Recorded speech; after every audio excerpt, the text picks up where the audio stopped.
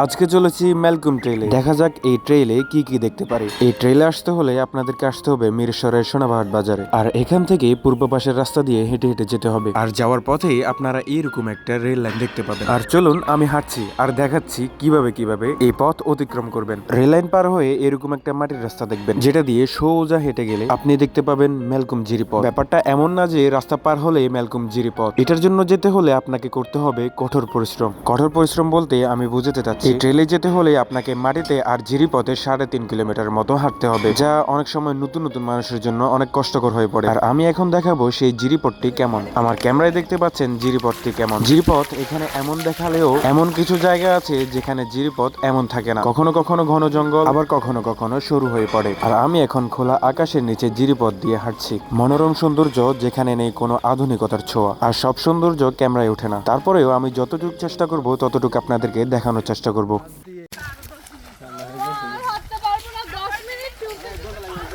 আরো লাগবে 1 ঘন্টা। হ্যাঁ,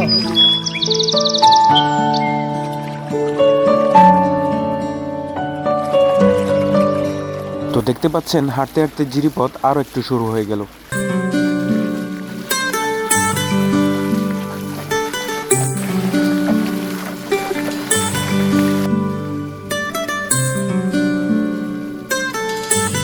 তো সামনে আস্তে আস্তে ভিতরে যাওয়ার পর জিরিপথ আস্তে আস্তে জঙ্গল আর কিছুটা প্রাকৃতিক হয়ে উঠেছে।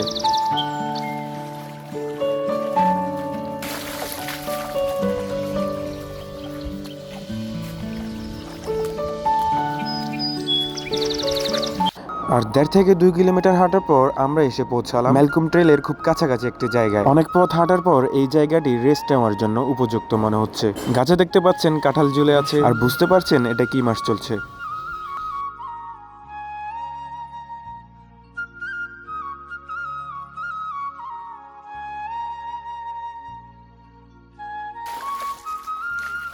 তো কিছুক্ষণ রেস্ট নেওয়ার পর আমরা আবার হাঁটছি জিরিপথ ধরে। তবে এবার জিরিপথ আগের মতো নেই। আস্তে আস্তে জিরিপথ অনেক সুন্দর হয়ে উঠছে, আর তার কারণ আমরা প্রাকৃতিক পরিবেশে প্রবেশ করছি।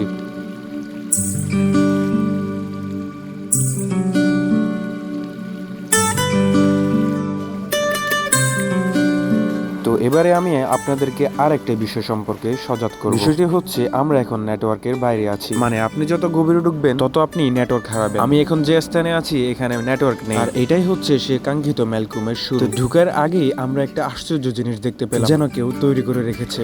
আমরা একটা প্রাকৃতিক সুন্দর ছোট ঝর্ণা দেখতে পেলাম। ঝর্ণাটি দেখতে ঠিক এইরকম।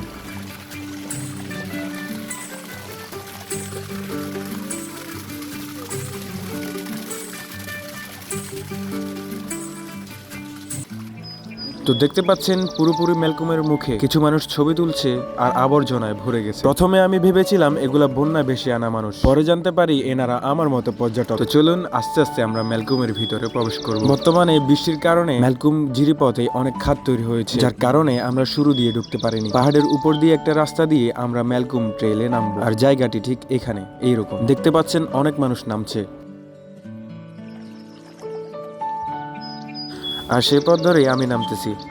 আর ম্যালকমের মূল রিস্ক এই জায়গা থেকে শুরু। আর চলুন আপনাদেরকে দেখাই ম্যালকমের রিস্ক কিরকম। এই লতা বেয়ে আমরা এখন নিচে নামছি, আর এই মুহূর্তে যারা সাঁতার পারেন না তারা এখানে আসা রিস্ক। দেখুন আমি যে জায়গা দিয়ে নামছি ওই জায়গা অনেক পিছলা, তাই একটু কষ্ট করে নামতে হবে।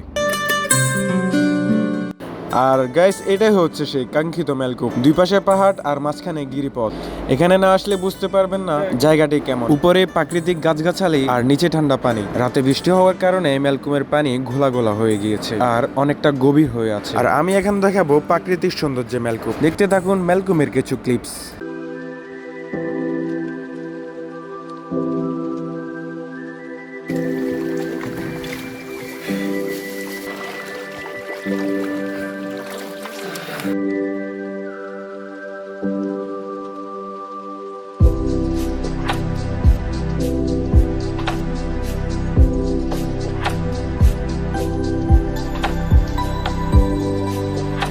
ভাই আমরা শুধু দুইজন গেছি আর কেউ যায় না।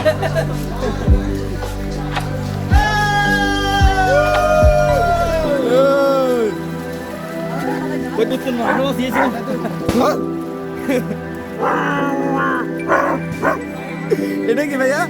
এটা আমার কেমন লাগতেছে ভাইয়া? কতটুকু গেছে?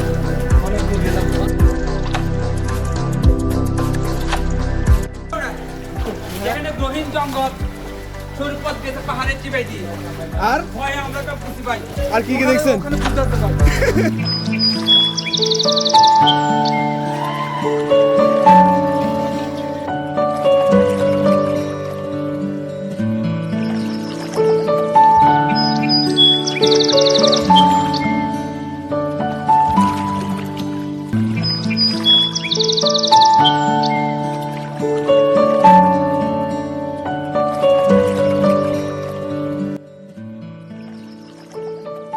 এই নীলকুমের অপূর্ব সৌন্দর্য, এই মূলত এই সৌন্দর্যের জন্য নীলকুমে আসা হয়।